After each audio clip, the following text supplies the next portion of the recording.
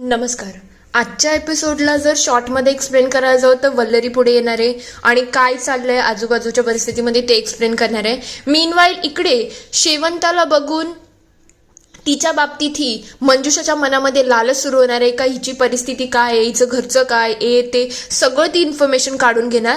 आणि इकडे हर्षितला थोडंसं वेगळंच काहीतरी वाटणार आहे कारण की घर थोडं शांत आहे, त्याला त्याच्या बायकोची थोडी काळजी वाटते आणि त्यानंतर तो जे प्रश्न विचारतोय त्यामुळे मिठू आणि श्वेताची वाट लागणार आहे. चला बघूया डिटेलमध्ये आजच्या एपिसोडमध्ये काय काय घडते.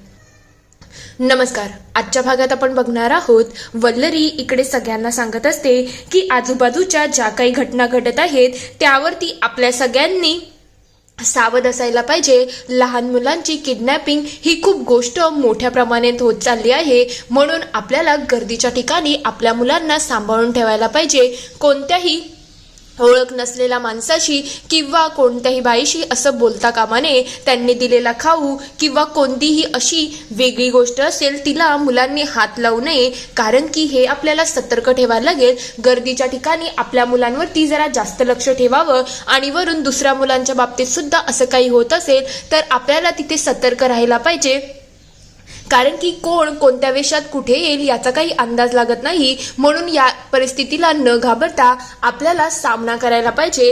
हे सगळं बोलून ती थोडीशी हिंमत देत असते. तर दुसरीकडे शेवंताने इकडे चहा बनवलेला असतो. तो चहा पिऊन मंजुषा म्हणायला लागते, अगं तुझ्या हाताला एवढी चव आहे ना, तू ज्या हिशोबाने जेवण करते ना त्या हिशोबाने मला असं वाटते माझ्या अंगावरती थोडा जास्तच मास येऊन जाईल. तेव्हा ती म्हणते, असं मला माझे हे सुद्धा म्हणतात, हे पण खूप छान आहे. तेव्हा मंजुषा म्हणते, काय ग तुझ्या फॅमिलीमध्ये कोण कोण आहे? मी तुझ्या फॅमिलीबद्दल कधी काही विचारलंच नाही, सगळं व्यवस्थित आहे ना? तेव्हा ती म्हणते, हो सगळं छान आहे. आमचे हे आहेत ते रिक्षा चालवतात आणि सासू आहे ती आमच्या बरोबर राहते, सासरे आहेत ते शेतीसाठी गावाला राहतात. तेव्हा मंजुषा विचार करते, अच्छा म्हणजे परिस्थिती बेताचीच आहे. तेव्हा ती म्हणते, काय ग तू एवढी सुंदर आहे, एवढा सुंदर स्वयंपाक बनवते, पण तुझ्यासाठी कधी कोणी काही केलंच नाही ना? म्हणजे तू किती देखणी आहेस, तुझा आवाजही किती लागवी आहे. खरंच तुझ्या बाबतीत मला खूप छान वाटत आहे आणि तू काळजी करू नको, तुझ्या बाबतीत मी काही ना काही नक्कीच करेल. हे ऐकल्यानंतर तेजाच्या डोक्यामध्ये राग आलेला असतो. तेव्हा ती विचार करते, हिला मारू की काय, पण तरी ती गडबडीने जाते आणि तिच्या हातून चुकून खाली प्लेट पडते. ते बघता मंजुषा म्हणायला लागते, काय झालं? तेव्हा सॉरी एक्स्ट्रीमली सॉरी असं बोलत तेजा पुढे येते.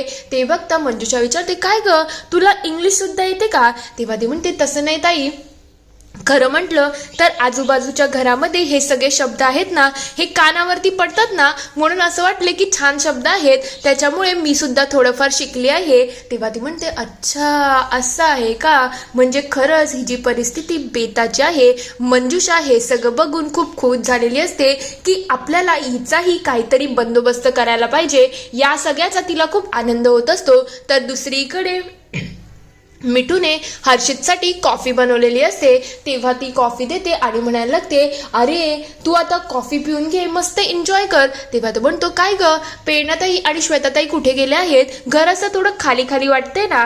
तेव्हा ती म्हणते, अरे प्रेरणाला थोडी अजितची आठवण येत होती ना, म्हणून तिने विचार केला की अजितला भेटून यावं आणि प्रेरणाला एकटं कसं पाठवायचं, म्हणून प्रेरणादी बरोबर मी श्वेतादीलाही पाठवलं. कसं एक दुसऱ्याची सोबत असली तर सोपं जातं ना? तेव्हा तो म्हणतो, ते तर बरोबरच आहे. तेवढ्यात तिथे श्वेता येते. श्वेताला बघता मिठू म्हणायला लागते, आता हर्षितला थोडं छान वाटेल. तेव्हा श्वेता विचारते, काय झालं? माझ्या येण्याने का बरं छान वाटेल? नेमकं प्रकरण काय आहे? तेव्हा मिठू सांगायला लागते, अगं काय नाही, त्याला घर थोडं खाली खाली वाटत होतं. पण मला एक सांग, प्रेरणादी कुठे आहे? तू एकटीच कशी आली? तेव्हा ती सांगते, अगं त्यांना हॉस्पिटलला जायचं होतं ना, मग त्या दोघं हॉस्पिटलला गेले आणि अचानक अजित म्हणाला की 2-4 दिवस तो आता कॅफेला जाणार नाही. मग प्रेरणाही म्हणाली की मी सुद्धा घरी जाते, तिला तशीही तिच्या नवऱ्याची आठवण येतच होती ना, म्हणून तिने असा प्लॅन केला. तेव्हा ती म्हणते, काही हरकत नाही, जाऊ दे, आपण ते सुद्धा बघू. तसंही तिच्या आयुष्यामध्ये थोडी शांतता हवीच आहे ना? तेव्हा मिठू म्हणते, तेजाचं काय आहे ग? तेजाचं सगळं व्यवस्थित आहे ना? तेवढ्यात हर्षित म्हणायला लागतो, काय ग तेजा काही दिसत नाही आजकाल, तिचं चाललं तरी काय आहे? तेव्हा मिठू आणि श्वेता म्हणतात, आता हर्षितला कसं सांगायचं की सांगायचं का? हर्षितला थोडं तेजाचं टेन्शन आलं आहे, पण तिला जर एवढं सांगितलं तर ती ऑलरेडी प्रेशरमध्ये आहे आणि हर्षितचा अजून प्रेशर घेऊन ती काहीतरी गडबड करू शकते, म्हणून तिला सांगून काही चालणार नाही. तेवढ्यात हर्षित विचार, तो कसलं प्रेशर, नेमकं प्रकरण काय आहे, मला कोणी सांगतं का? तेव्हा श्वेता म्हणते, काय नाही रे, तिला तिच्या ऑफिसमध्ये थोडं प्रेशर आहे आणि त्याच्यामध्ये ती थोडी जास्तच बिझी आहे, म्हणून आम्ही थोडं समजून घेतोय तिला. तेव्हा तो म्हणतो, मी तिचा नवरा आहे, आमचं आत्ताच लग्न झालं आहे, पण आजकाल ती जसं वागते आणि बोलते ना, मला स्वतःहून समजत नाही की ती माझीच तेजा आहे की नाही, कारण की तिचं वागणं बोलणं पुरेपूर चेंज झाले आहे. तेव्हा श्वेता म्हणते, काय नाही रे, कामाचं प्रेशर आहे, अजून काहीच नाही. तेव्हा तो म्हणतो, कामाचं प्रेशर आहे मी समजू शकतो, पण ती तुम्हाला बोलू शकते, पण मला का बोलत नाही? मला माहिती आहे तुम्ही तिच्या मैत्रिणी आहात, पण तिला मला सुद्धा एकदा सांगायला पाहिजे ना, मी तिचा नवरा आहे ना. तेव्हा मिठू म्हणते, अरे तुला टेन्शन द्यायचं नसेल म्हणून ती तुला बोलली नसेल रे. तेव्हा तो म्हणतो, मला टेन्शन द्यायचं नाही म्हणून ती मला बोलणार नाही, ती तेजा आहे, ती सगळ्यांना टेन्शन देते, पण अचानक तिचं हे वागणं बोलणं सगळं वेगळंच चाललं आहे. तिला फोन केला की वेगळ्या स्टोरमध्ये बोलत असते, मला तिचं काहीच समजत नाही. तेव्हा श्वेता लगेच विषय सावरते आणि म्हणते, अगं तुला आठवते का, प्रेरणाने तिचं काही सामान मागवलं आहे, तिची औषधं हवी आहेत, चल आपण वल्लरीच्या घरी जाऊ आणि ती औषधं घेऊन येऊ. इकडे तेजा तिचं काम करत असते, तिकडे बटाटे चिरतच असते, तेवढ्यात तिला मागून आवाज यायला लागतो, म्हणून ती लगेच कान लावायला जाते की नेमकं प्रकरण काय आहे. इकडे मंजुषा सतीशशी बोलत असते की हे बघ, आजच्या कामामध्ये कोणती चूक होता कामा नये, मला सांग टेम्पो वाशी गोडाऊनला कधी पोचणार आहे. तेव्हा तो म्हणतो, मॅडम 11 वाजता जाईल, कारण की 11 वाजता तिथे कोणीच नसतं आणि कसं आपल्याला पोरींना नेणं थोडं सोपं जाईल. तेव्हा ती म्हणते, ठीक आहे, काही हरकत नाही. त्यांचं हे सगळं बोलणं मागून तेजा रेकॉर्ड करत असते. तेव्हा ती म्हणते, दरवेळेला झालेली चूक मी काय ऍडजस्ट करणार नाही, यावेळेला मला कोणत्याच प्रकारची चूक नाही पाहिजे आणि जे काही असेल ना ते चांगल्या प्रकारे व्हायला पाहिजे. जर यावेळेला कोणती चूक झाली ना तर गाठ माझ्याशी असणार आहे. तेवढ्यात तेजाच्या फोनवरती हर्षितचा कॉल येतो. तेव्हा ही लगेच इकडे वळते की काय झालं.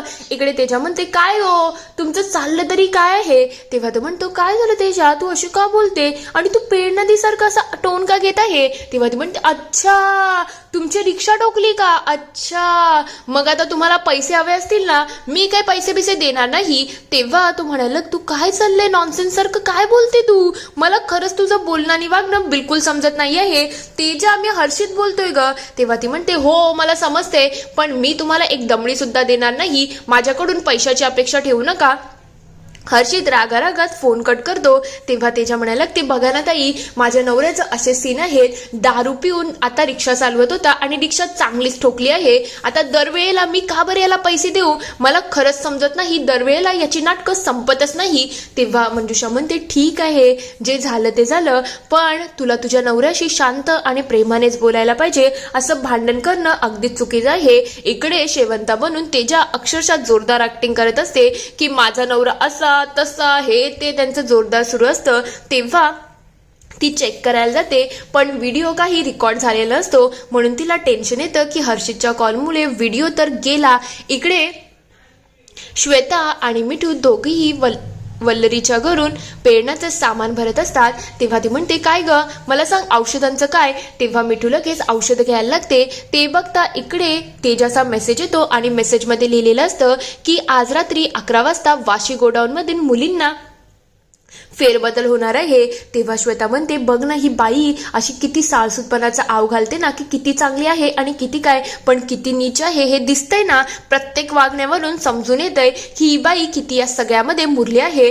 तेवढ्यात त्यांना वल्लरीचाही व्हॉइस नोट येतो. तेव्हा वल्लरीने बोललेलं असतं की एक काम करा तेजाताई, जो कोणी माणूस तो ड्रायव्हर आहे ना त्याच्या आतमध्ये तुम्ही काहीही करून ट्रॅकिंग डिव्हाइस टाका, म्हणजे आपल्यासाठी सोपं होईल. तेवढ्यात इकडे मिठू विचार करते, आता तेजाने ती व्हॉइस नोट ऐकली असेल की नाही, आपण एक काम करूया, तेजाला फोन करूया. ती लगेच तेजाला कॉल करते आणि म्हणते, तेजा तू व्हॉइस नोट ऐकली का. तेव्हा ती म्हणते, हो हो ऐकले आहे, आता बघू कसं जमतंय. तेवढ्यात तिथे इकडे मंजुषा येते आणि म्हणायला लागते, काय ग तुझं फोन तरी किती चालू आहे, पण बाहेर तो आला आहे ना त्याच्यासाठी चहा बनव, मला जायचं सुद्धा आहे. तेव्हा ती म्हणते, हो आहो झाली ना रिक्षा रिपेअर, बरं झालं, आता मला जास्त फोन करू नका, मला काम करू द्या आणि थोडे पैसे सुद्धा कमवा. तेव्हा ती म्हणायला लागते, काय ग नवऱ्याचा पुन्हा फोन होता का? तेव्हा ती म्हणते, हो मॅडम नवऱ्याचाच फोन होता आणि त्याची रिक्षा रिपेअर झाली, आता थोडे 4 पैसे तरी कमवून आणेल. इकडे मिठू विचार करते, आता काय करायचं आपण, मला खरंच काही समजत नाहीये हे. तेवढ्यात तो सतीश लगेच त्याच्या माणसाला कॉल करतो आणि म्हणतो, मी लवकरच तिकडे येत आहे, फक्त कामामध्ये कोणत्याही प्रकारचा हलगर्जीपणा होता कामा नये. ते लगेच त्यांच्या कामाला लागतात. तेवढ्यात तिथे शेवंत येते आणि म्हणायला लागते, हे घ्या सतीश तुझ्यासाठी चहा आणला आहे. तो तिच्या आवाजावरती पूर्णपणे भाळून जातो आणि म्हणायला लागतो, काय बोललीस का तू? तेवढ्यात तेजा त्याच्या हातावरती चहा सांडवते आणि म्हणायला लागते, एक काम करा, आता ते कसं भाजलं आहे ना, थोडं पाण्यात खाली धरा म्हणजे कसं बरं वाटेल. ती लगेच त्याची बॅग शोधते पण तिला ट्रॅकिंग डिव्हाइस काही सापडत नसतं, म्हणून ती काम करते, पटकन स्वतःचा फोन आतल्या खिशामध्ये टाकते. तेवढ्यात तो तिथे येतो. ते बघता तेजा म्हणायला लागते, हे ना चहा पिया. तेव्हा तो म्हणतो, नाही चहा आता पुढच्या वेळेला, आता माझ्याकडे जास्त वेळ नाही आहे. तो लगेच तिथून निघून जातो. इकडे मिठू म्हणतोस, ते काय केलं तेजा तू, तुला अक्कल आहे का? तू डायरेक्टली स्वतःचा फोन कसा काय त्या बॅग मध्ये टाकू शकते? तेव्हा ती म्हणते, हे बघ मी एवढ्या घाईमध्ये होती ना की ते ट्रॅकिंग डिव्हाइस माझ्याजवळ होतं, पण ते कुठं होतं काय होतं मला काहीच त्या वेळेला सुचलं नाही आणि किती थोडासाच वेळ होता, म्हणून मी पटकन आतल्या खिशामध्ये तो फोन टाकला. तेव्हा ती म्हणते, अगं पण जर तो फोन पकडला गेला तर काय होईल याचा तू अंदाज तरी लावू शकते का? ते पहिले तर आपल्याला तुझा फोन शोधणं गरजेचं आहे. तेव्हा ती म्हणते, हो मला समजते, पण ऑप्शन तर तोच होता ना. तेवढ्यात तिथे हर्षित येतो आणि म्हणायला लागतो, तेजा तू आली आहेस पण तू फोन का उचलत नाही? मी कधीपासून तुझा फोन लावत आहे आणि तुझ्या फोनवरती काहीतरी वेगळंच घडत होतं. दुपारी तू माझ्याशी अशी का बोलली ग? तेव्हा ती म्हणते, काय नाही रे, माझा फोन थोडा खराब झाला आहे आणि तोच रिपेअर करायला मी दिला आहे, त्याच्यामुळे हे सगळं झालं असेल. तेव्हा मिठू म्हणते, ती म्हणते ना रे रिपेअर करायला दिला आहे, तू नको ना एवढी काळजी करू. तेव्हा ते म्हणतो, चल आपल्याला पेर नदीकडे जायचं आहे ना जेवायला, मग चला आपण सगळे एकत्र जाऊ. तेव्हा तेजा म्हणते, तू जा ना पुढे, आम्ही येतो. तेव्हा तो म्हणतो, एकाच ठिकाणी जायचं आहे ना, मग काय येतो, चल ना सगळ्यांनी एकत्र जाऊया. की तुमचं काहीतरी वेगळंच ठरलं आहे म्हणून तुम्हाला मला बरोबर घ्यायचं नसेल ना, ठीक आहे, तुमचं जे काही चाललं आहे ना ते चालू द्या, तसंही आजकाल तुम्ही मला कशामध्येच इन्व्हॉल्व करत नाही. हर्षित चिडून तिथून निघून जातो. तेव्हा तेजा म्हणते, मी काय काय मॅनेज करू, मला स्वतःहून समजत नाहीये हे. हर्षितला मॅनेज करू, त्या मंजुषाला मॅनेज करू की शेवंताचं कॅरेक्टर मॅनेज करू, सगळं डोक्याच्या वरून चाललं आहे. पण जाऊ दे, आता मला त्या मुलींची काळजी वाटत आहे. ती लगेच स्वतःच्या फोनचं लोकेशन शोधते. तेव्हा ती म्हणते, हे तर वाशीचं आहे आणि आपल्या इथून वाशीला जायला ऑलमोस्ट 1.5 तास लागेल. त्यानंतर त्यांचं टायमिंग 11 वाजताचं आहे. आता 9 वाजले आहेत. 11 वाजेपर्यंत 10:30 पर्यंत आपण तिथे पोहोचू आणि 11 वाजेपर्यंत ते टेम्पो जाणार आहे. कसं काय आपण तिथे पोहोचू, मला खरंच काही समजत नाही. तेव्हा मिठू म्हणते, प्रयत्न तर करायला लागेल, पण मला असं वाटतं या सगळ्या प्रयत्नामध्ये आपण निवेदिता मॅडमची मदत घेऊ शकतो, त्याच आपल्याला नक्कीच मदत करतील. लगेच त्या निवेदिता मॅडमला कॉल करतात. तेव्हा तेजा सांगायला लागते, मॅडम तुमची थोडी मदत हवी आहे. ती लगेच त्यांच्याशी बोलणं सुरू करते. दुसरीकडे मंजुषा इकडे त्या गोडाऊनवर गेलेली असते. तेव्हा ती म्हणते, आज काळजी करू नका, जे पाखरू आहे ना, जे सगळे पाखरू एकत्रच जाणार आहेत, पण नंतर हळूहळू का होईना ज्या देशाचं जे लेबल आहे ना त्या हिशोबाने प्रत्येक पाखरू वेगवेगळ्या पिंजऱ्यामध्ये जाईल आणि एकदा जे पाखरू ज्या पिंजऱ्यात गेलं ना त्यानंतर ते परतीचं मार्ग काही सापडत नाही, म्हणून आता काम तर चोखच होणार आहे. ती खूप खुश असते. पुढील भागात आपण बघणार आहोत मिठू आणि तेजा दोघींनी तोंडाला मास्क बांधलेला असतो आणि त्या गोडाऊनला पोचतात. तेव्हा तिथे मुली अक्षरशः बेशुद्ध असतात. ते बघता ते म्हणायला लागतात, काय ग तुम्ही कोण आहात? तेव्हा ते म्हणतात, आम्ही आलो आहोत, बोला ना काय झालं? तेवढ्यात एक मुलगी येते आणि म्हणायला लागते, ताई ताई मला वाचव ना. तेव्हा ते म्हणतात, अरे मॅडमने पाठवलेलं ती असेल माझ्या अंदाजे मुलगी. तेवढ्यात त्या लगेच चहामध्ये बेशुद्धीच्या गोळ्या टाकतात. मिठू हे काम चोख करते. तेव्हा तेजा तिच्या कामाला धडपडीने लागलेली असते. इकडे मंजुषाला एक कॉल येतो. तेव्हा ते म्हणतात, काय हो तुमची पाखरं अजून सुद्धा माझ्या इथे पोचली नाही, यावेळेला तुम्ही जे काम केलं आहे ना ते अगदीच बेकार केलं आहे.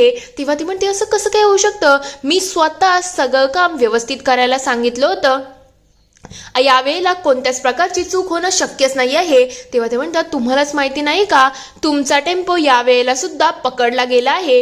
हे ऐकल्यानंतर मंजुषाच्या पायाखालची जमीनच हालून जाते. इथे हा पूर्ण एपिसोड संपतो. आता खरं म्हटलं तेजाने मिठूने काम तर चोख केलं आहे, पण मंजुषा याच्या मुळापर्यंत पोहोचू शकेल का? तुम्हाला काय वाटतं ते मला कमेंटमध्ये नक्की कळवा.